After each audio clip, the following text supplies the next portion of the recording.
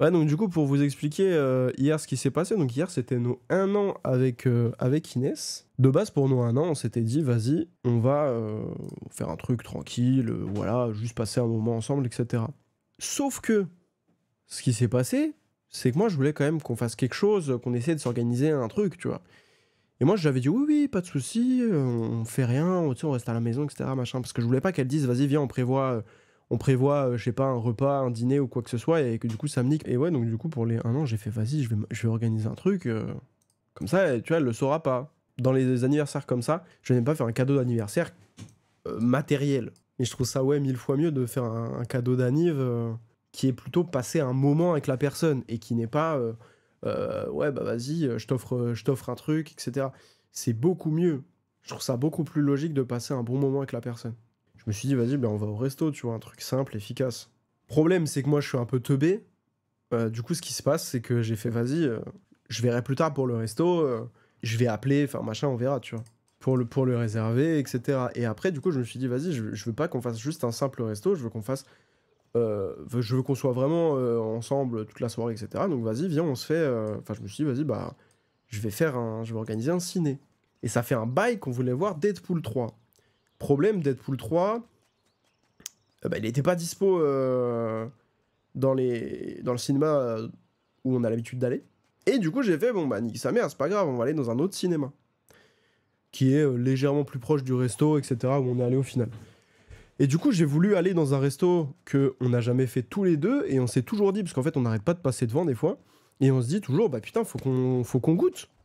Faut qu'un jour on goûte ce resto et qu'on y aille, parce que ça a l'air bien noté, etc. Enfin bref, ça a l'air vraiment d'être un bon resto, il est classé dans les meilleurs de Dijon et tout. La veille, pour le lendemain, je le rappelle, hein, je fais une demande de réservation en ligne, ça c'est cool par contre. Évidemment, le resto me dit, bah non, on n'a plus de place. En même temps, c'est un resto, je crois qu'il y a max 20 couverts à l'intérieur, et il n'y a pas de terrasse, tu vois, c'est vraiment genre très très intimiste. En plus de ça, ouais, c'était bah, du coup la veille pour le lendemain. Du coup, je fais bon, bah c'est pas grave, je vais voir un autre resto, je vais voir d'autres restos, etc. Et c'est que des restos un peu intimistes, un peu chers, mais pas trop, qui sont des restos qui coûtent, ouais, en général, le menu c'est entre 40 et 60 balles, tu vois. J'étais en mode, vas-y, dessus, on va mettre la max. Ça fait mal au cul. Parce que du coup, je me suis dit, bah merde, faut que je trouve un resto et tout ça. Et tous les restos, en fait, que je contactais, bah vas-y, c'est quand même des restos à un minimum classe et tout ça. Donc du coup, bah forcément, ça coûtait cher. Et en plus de ça, bah c'était impossible d'avoir une place la veille pour le lendemain. Donc j'étais dégoûté. Au final, je me rappelle d'un resto qui s'appelle Chez Léon, qui est un excellent resto bourguignon, qui est vraiment... c'est un bistrot bourguignon, ils servent des spécialités bourguignonnes et tout, c'est délicieux, c'est trop bon. Si vous allez à Dijon, allez chez Léon. Et non, c'est pas Léon de Bruxelles. Voilà. Il y en a plein qui confondent quand je parle de chez Léon. Ça n'a rien à voir. Et du coup, ouais, je me dis, bah vas-y, on va aller là-bas et tout, c'est bon. Et en plus, moi, j'y ai déjà mangé, ça me fait chier du coup, parce que j'aurais voulu faire en sorte de d'emmener Inès dans un endroit que elle avait pas fait et que moi, j'avais pas fait non plus. Mais du coup, c'est pas grave, je l'avais déjà fait, je savais que c'était bon. J'ai fait, bon, vas-y, on va là-bas, c'est un peu moins cher que les autres en plus, donc c'est cool. Genre là, on a payé 95 balles alors qu'on a pris chacun un verre de vin. On n'a pas pris de menu, on a pris tout hors menu. On a juste pas pris de dessert, vous allez comprendre pourquoi. Bref, du coup, ouais, je commence à me dire, ok, vas-y, on va au resto, etc. Machin, nickel. Je réserve le cinéma, du coup, pour aller voir Deadpool 3, parce que j'ai trouvé dans un cinéma, je le rappelle. Donc, tout est réservé, le cinéma est réservé, tout ça, machin. Cinéma, 15 balles, du coup, parce que moi, je suis pas étudiant, mais elle est étudiante, donc du coup, ça coûte moins cher. Et donc, déjà, j'étais dégoûté, parce que vas-y, je me suis dit, putain, c'est pas le resto que je voulais de base, et ce n'est pas le cinéma que je voulais de base. Tout est un petit peu moins classe que j'avais prévu. Mais je fais, allez, c'est pas grave, on s'en fout.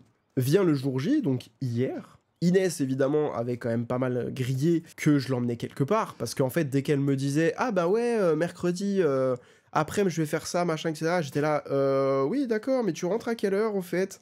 Tu vois, mais j'essayais de la jouer un peu, mais vas-y, au bout d'un moment, j'ai lâché l'affaire. J'ai dit, oui, je t'emmène quelque part. Je te dis juste pas où, évidemment. Et j'ai pas dit que c'était un resto. Voilà, bon, elle l'a vite compris, hein, c'était logique, c'est l'heure de bouffer quand même.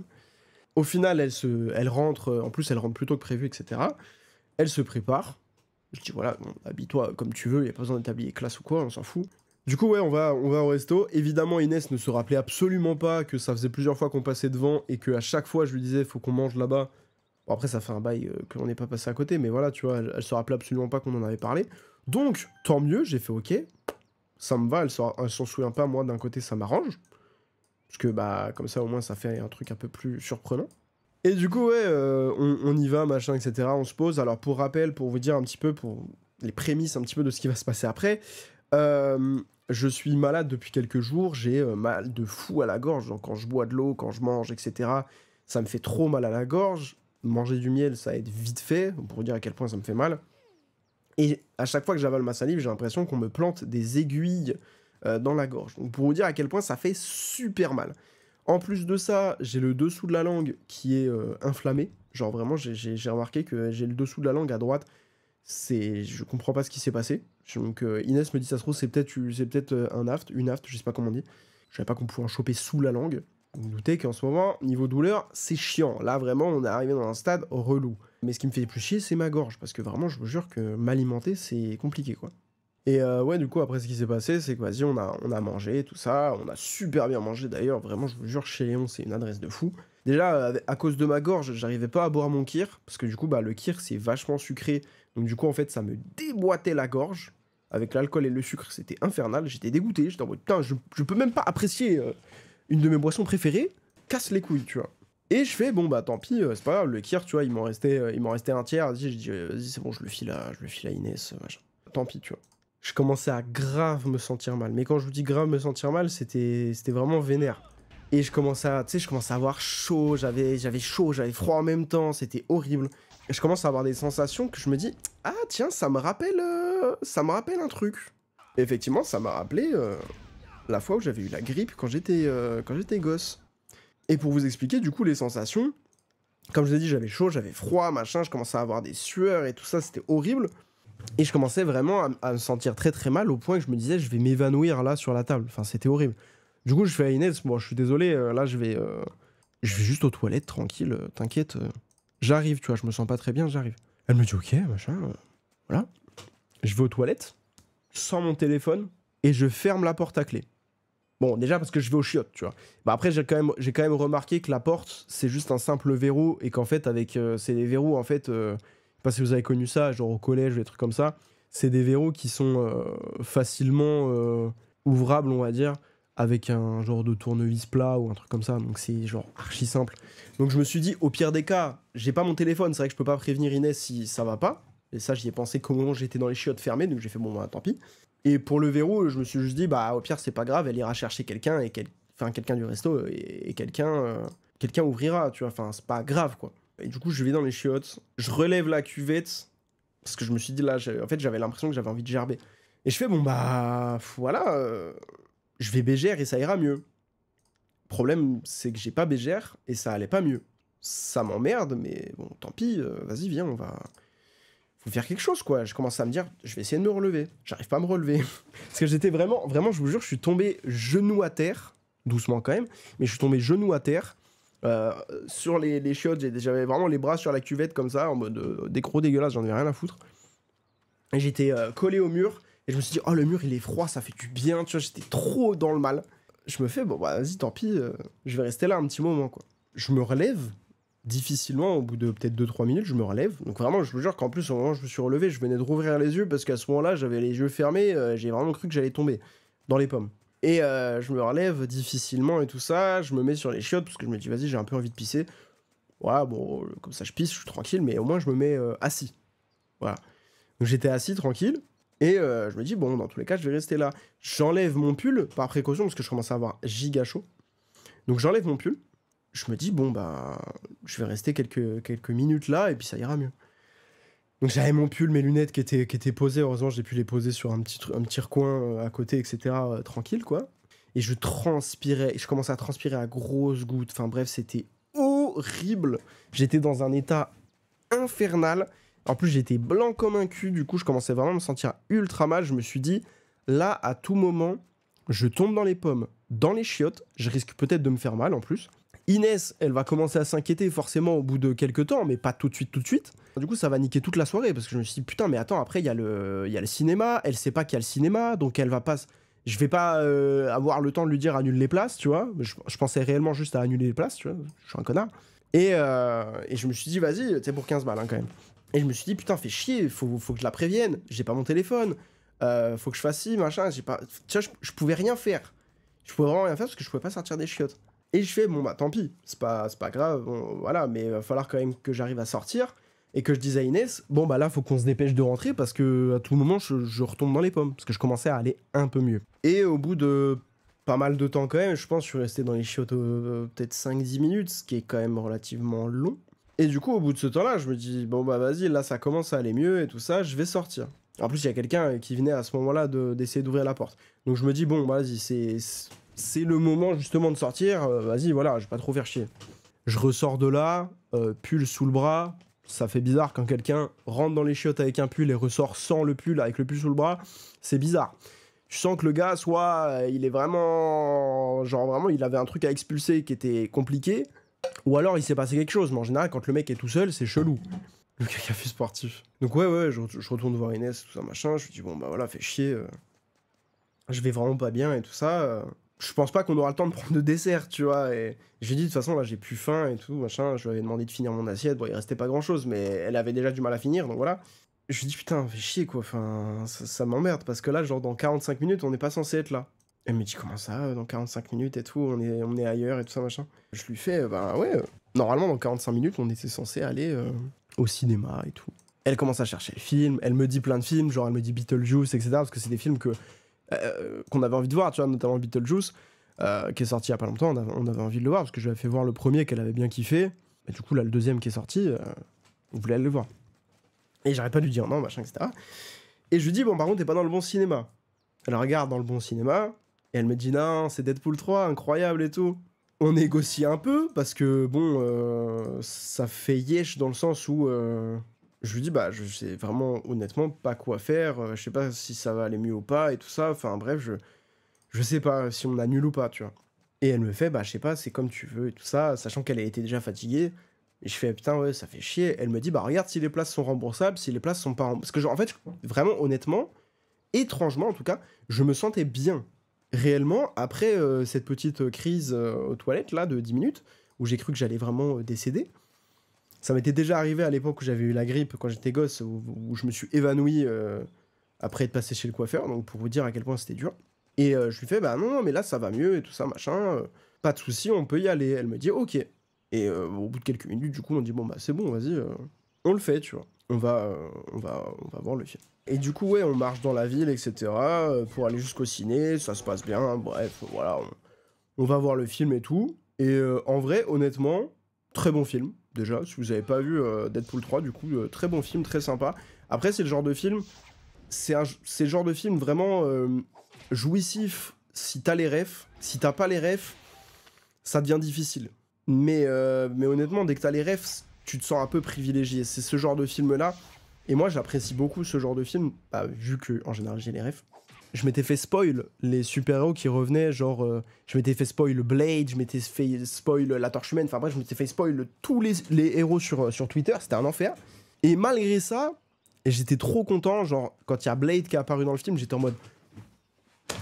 Incroyable, c'est vrai, mais oui, machin. J'étais trop content. Là, j'étais comme un gosse.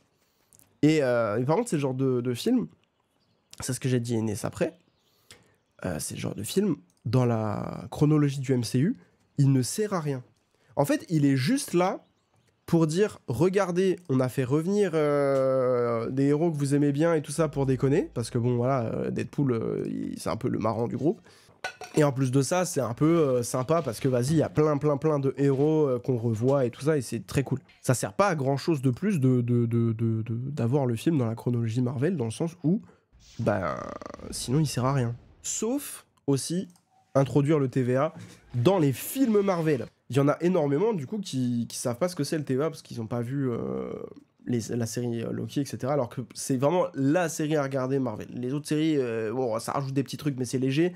C'est la série à regarder parce que ça apporte plein de choses. Avec nous, il y avait un groupe de personnes qui étaient devant nous.